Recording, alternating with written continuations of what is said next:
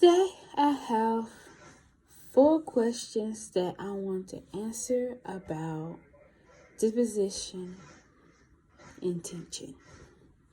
The first question is, what disposition do you possess that you think will make you a successful teacher? The essential skill that I should have is to be a leader. A leader who will teach students that they are somebody.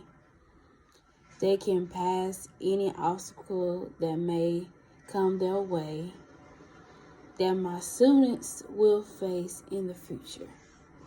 I can teach them all day long, but I have to make sure that my students understand the assignments that I am giving to them.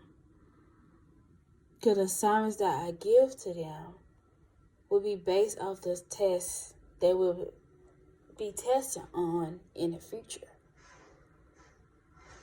I will be the best teacher that I can be. I can hug them, I can cry with them, I can be there for them. But when it's come to that testing time, they on their own, I could be outside, waiting for them to get finished. But it's up to them to do the work and the real power to pass that test and use the tools and tips that I have given them in order for them to pass it. I may not be perfect, but I have the confidence to educate my students to do better than me. I want all my future students that I might have in the future to do better than me. I want them to change the world. And I want to leave a good legacy through my students. The second question is, what disposition do you need to work on before you enter the classroom as a first-year teacher? Provide an example of how you plan to uphold these positions in the classroom. Communication is one of the most disposition that I need in my classroom as a first teacher. Because communication with other teachers, it will help me with a skill that I may not be strong in. And I can use the collaboration skills to help me create lessons for my students so I can teach them in a simple form.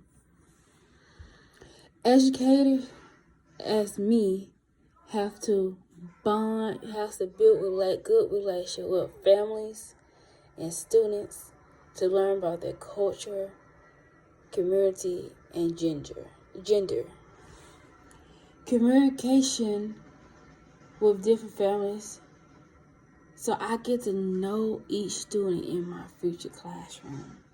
It is very important in my profession to be able to bond with the parents and the students so they know that I am teaching your child the best I can be. But when it comes to that test time, it's all about them. Are they willing to pass that test and use the tips I give them to pass that test or pass that course? What would they use? What would they do?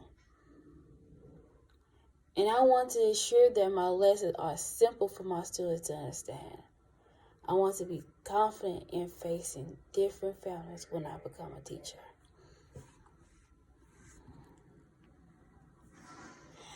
The third question, how do the disposition demonstrate your ability to understand other cultures, genders, and learning differences to build strong relationships with students and families?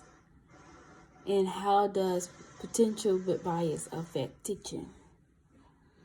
Educators are leaders who hold the majority of responsibility to educate students to reach their full potential and goals through education.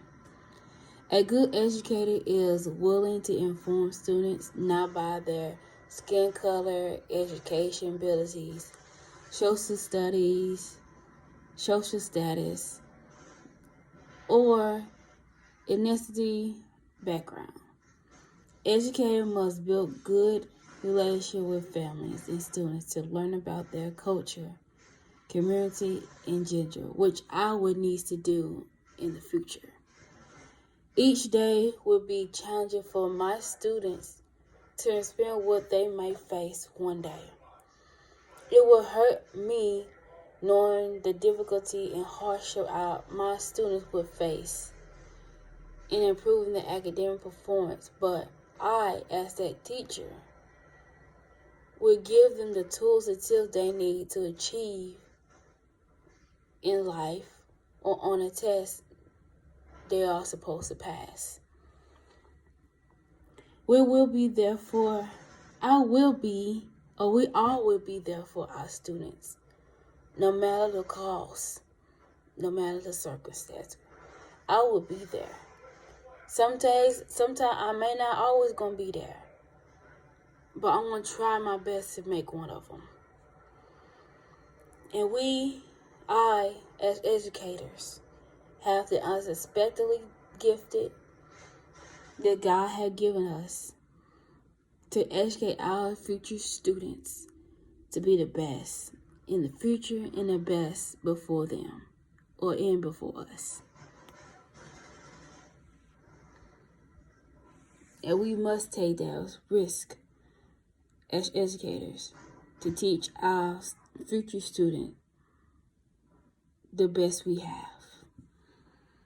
Number 4, how do you anticipate using feedback from your annual performance of evaluations, observations, and data on student performance to adjust your disposition and teaching practice to benefit learning?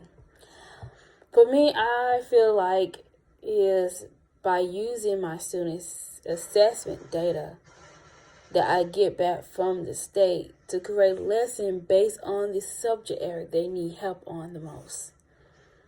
For example, if one of my students need help in math of learning multiplication, I will create a lesson in a simple form to teach him or her a way to remember multiplication, because it's my job to make sure they understand it. If they not understand it well and they can't get how I'm teaching it, I could find them a good tutor to help them. Maybe another resource of educator or coach can help as well for them to understand a simple form of remembering multiplication. And I do this because I want my students, my future students, to pass the test with a smile on their face. When they walk into that test room, they know they can pass that test because they have the tools and tips that I have given to them to use on that test. And it's my job to get him or her where they needs to be in order for them to be the best that it can be in the future. Thank you for tuning in to my own perspective of these questions. I've been being a future teacher and my thoughts about the dispositions. My disposition question may not be the best, but these are my thoughts of being a good teacher. What is your thoughts of being a good teacher? Thank you for listening to my perspective of being a good teacher. And I'll see you soon. Bye and have a good night.